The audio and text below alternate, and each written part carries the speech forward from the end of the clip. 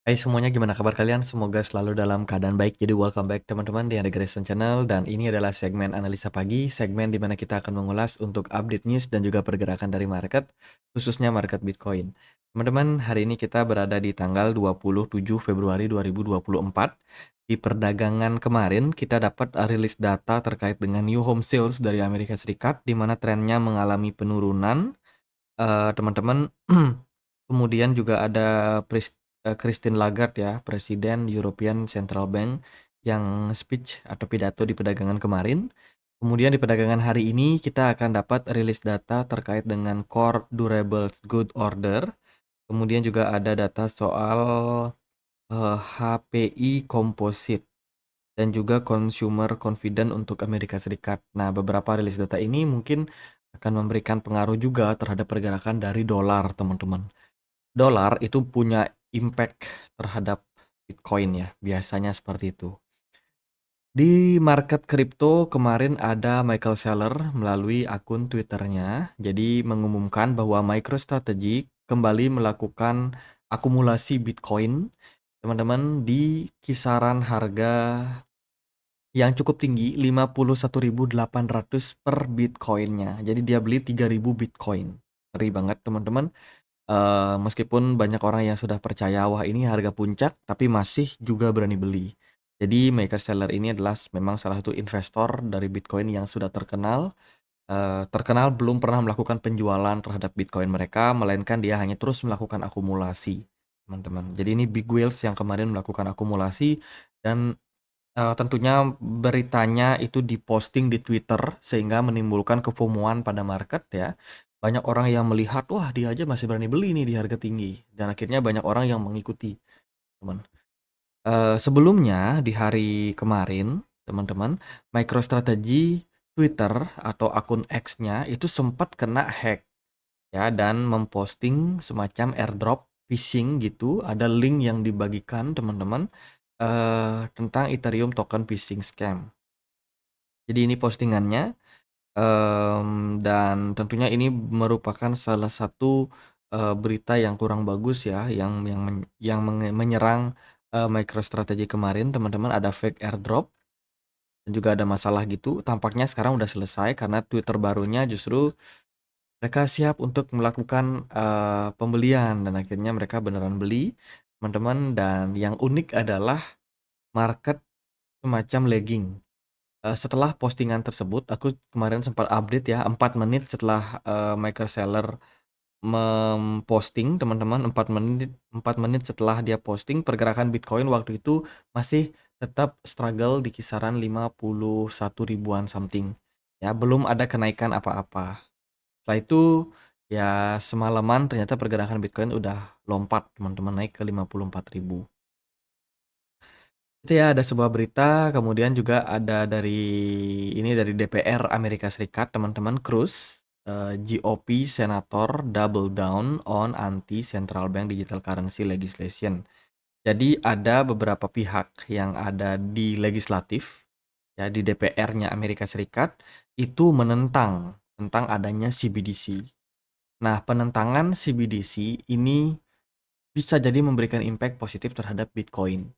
Kenapa demikian? Karena Bitcoin sendiri itu against sama yang namanya fiat money. Jadi bertentangan sama fiat money. CBDC termasuk produk yang menggunakan eh, ya fiat money sebagai reserve, sebagai tolak ukur harganya, teman-teman. Jadi CBDC yang muncul itu kemungkinan juga sama-sama aja seperti fiat money. Dan Bitcoin itu bertentangan. Tapi harus diingat bahwa Bitcoin itu tidak sama dengan altcoin. Altcoin itu merupakan sebuah perusahaan-perusahaan, teman-teman. Perusahaan-perusahaan yang apa? Yang beberapa diantaranya itu mendukung terbentuknya CBDC. Karena CBDC itu running di blockchain. Kayak contohnya Ripple, Hedera, Habar, itu bisa mendukung CBDC.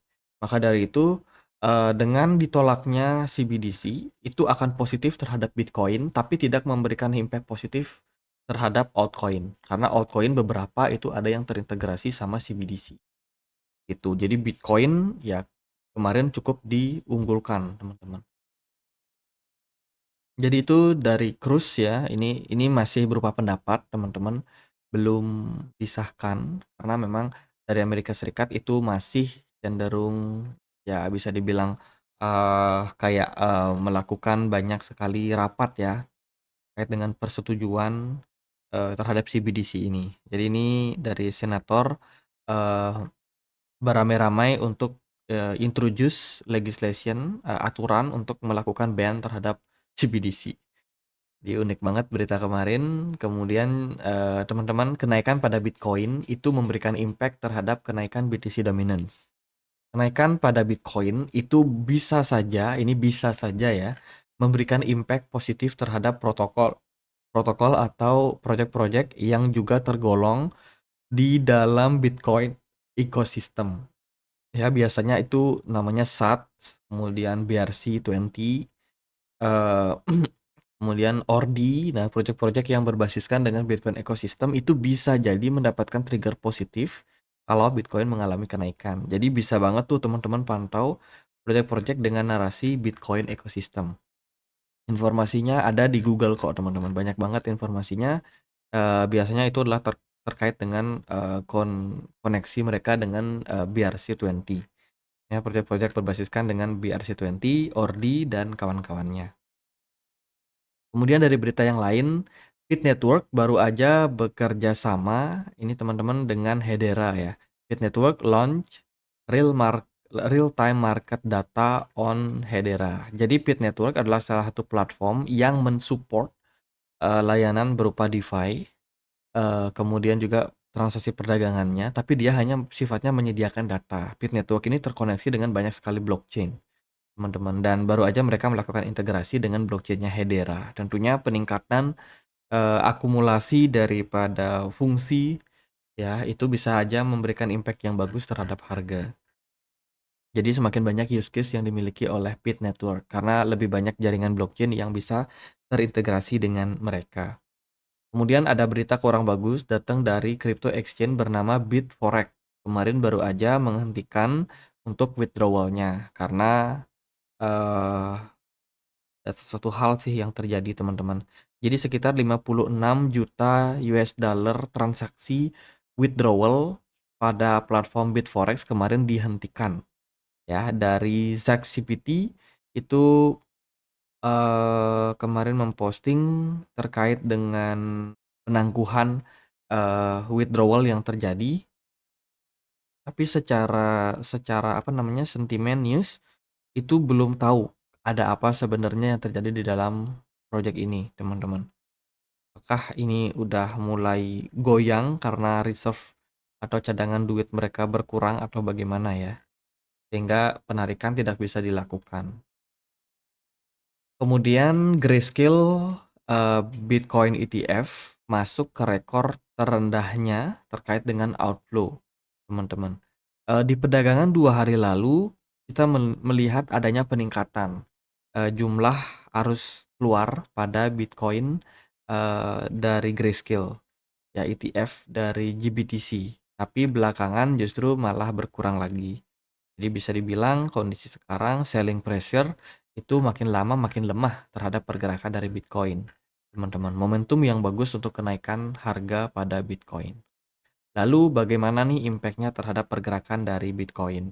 Overall di perdagangan kemarin Bitcoin akhirnya confirm breakout level 52 ribuan something. Pergerakan Bitcoin kemarin ditunjang dengan volume perdagangan yang langsung naik signifikan dengan volume smart money yang juga sama-sama meningkat. Ya, kemarin indeks dolar kebetulan turun, teman-teman. Kita lihat tadi rilis data di perdagangan kemarin terkait dengan apa namanya laporan penjualan rumah baru Amerika Serikat atau new home sales itu turun ya, teman-teman. Penurunan ini memberikan impact negatif terhadap dolar. Dolar turun, Bitcoin momentum bull, teman-teman. Apalagi ditunjang sama kondisi dari gold dan juga S&P 500 yang juga sama-sama mengalami tren penurunan. BTC dominance di perdagangan kemarin juga naik signifikan. Koin yang mampu mengimbangi Bitcoin yaitu Ethereum. Ethereum masih dalam momentum yang sangat-sangat baik, teman-teman. Masih ada kemungkinan kenaikan jangka pendek pada pergerakan dari Ethereum. Koin yang kemarin dapat momentum juga adalah layer kedua dari Ethereum, yaitu Polygon Matic ya. Terus juga ada kompetitor lainnya yaitu Solana kemarin spike naik sampai 5%, Cardano naik 4%, lumayan. ICP juga naik sekitar 3%. Ya, itulah overall pergerakan dari market kemarin ditopang dengan kenaikan pada Bitcoin. Nah, secara jangka panjang, kalau kita merujuk kepada pergerakan di time frame weekly, pergerakan Bitcoin tinggal nunggu closing time frame weekly-nya di akhir minggu ya, teman-teman.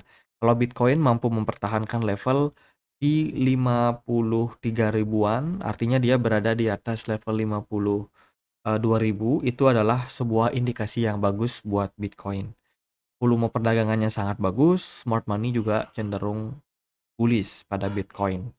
Nah, kalau kita melihat dia di time frame 4 jam, time frame yang lebih kecil, pergerakan Bitcoin ini sebenarnya dia sudah membuktikan kepada kita dia breakout yang namanya bull flag. Kemarin kita sudah bahas tentang potensial Bitcoin kalau dia mampu untuk breakout dari bull flag ini. Dan kemarin dikonfirmasi dengan kenaikan yang sangat signifikan, ditunjang sama volume perdagangan yang juga sangat-sangat baik.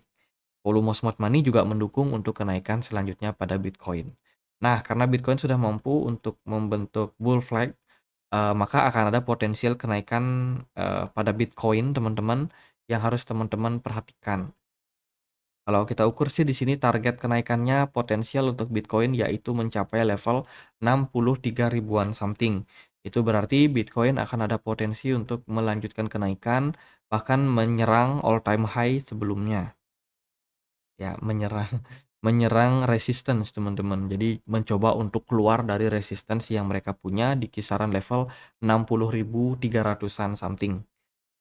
Oke, jadi pergerakan Bitcoin sangat impulsif. Sementara dari MACD di time frame daily itu justru malah sudah dead cross, teman-teman. Dead cross-nya nggak ngaruh, pergerakan Bitcoin justru makin impulsif naik. Itu. Lalu gimana untuk altcoin? Altcoin kemarin masih banyak yang terkapar. Ya, kenaikan altcoin nggak seberapa kayak GRT, kemudian Kaspa, lalu koin-koin kayak XRP juga nggak terlalu naik, CRV. Jadi pada intinya adalah altcoin kemarin kebanyakan nggak ikutan naik ya, nggak sesignifikan Bitcoin. Dan ini masih menjadi momentum buat kalian, teman-teman. Altcoin masih seksi untuk dilihat. Saya rasa sih potensi buat akumulasi masih ada di beberapa altcoin, terutama yang belum naik tinggi. Ya, tapi kalau memang Bitcoin udah naik tinggi dan cukup riskan kalau teman-teman mungkin mau masuk ke market Bitcoin. Salah satu solusinya ya DCA.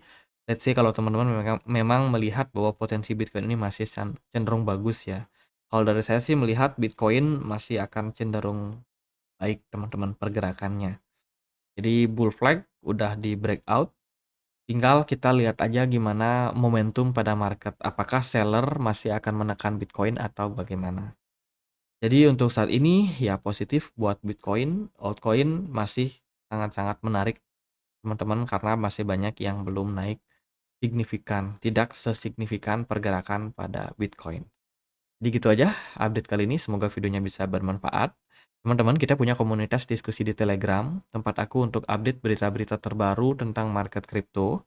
Kalau kalian punya Telegram dan mau join, linknya ada di kolom deskripsi video ini.